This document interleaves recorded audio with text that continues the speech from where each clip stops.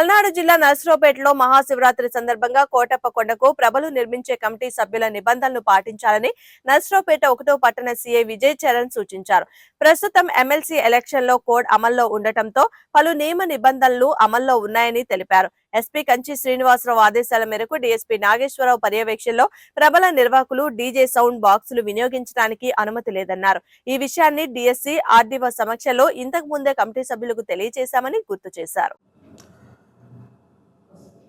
నర్సరావుపేట పట్టణ ప్రజలకు అందరికి కూడా నమస్కారం. ముఖ్యంగా నర్సరావుపేట పట్టణంలో ఈ కోటప్ప కొండ మహాశివరాత్రి సందర్భంగా ఈ ప్రభలు కట్టుకొని వెళ్ళే భక్తులందరూ కూడా పోలీసు వారి మనవి, కోటప్ప కొండ 26వ తేదీన ఉదయం నుండి కూడా ఈ ప్రభలు తీసుకెళ్ళడం జరుగుతుంది. ఈ సంవత్సరం సైమల్టేనియస్గా 27వ తేదీ ఈ ఎమ్మెల్సీ ఎలక్షన్లో రావడం జరిగింది. దానికి సంబంధించి ఎలక్షన్ కోడ్ అమల్లో ఉంటుంది. దీన్ని దృష్టిలో పెట్టుకుని ప్రతి ఒక్కరికి కూడా మేము గౌరవ డిఎస్పీ గారి ఆఫీస్కి కానీ లేదా ఎస్పీ గారి ఆఫీస్కి కానీ పిలిచి గతంలో చెప్పాము.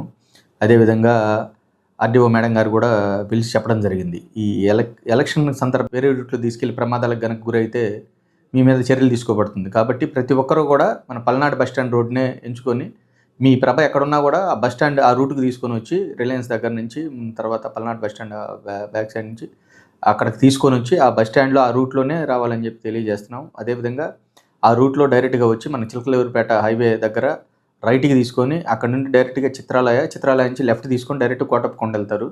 మీరు తీసుకెళ్లే ప్రభలు కానీ అదేవిధంగా మీరు తీసుకెళ్లే ప్రొఫెషన్ కానీ ఎవరికి ఆటంకం కలగకుండా సహకరించాలని చెప్పి కోరుకుంటున్నాను.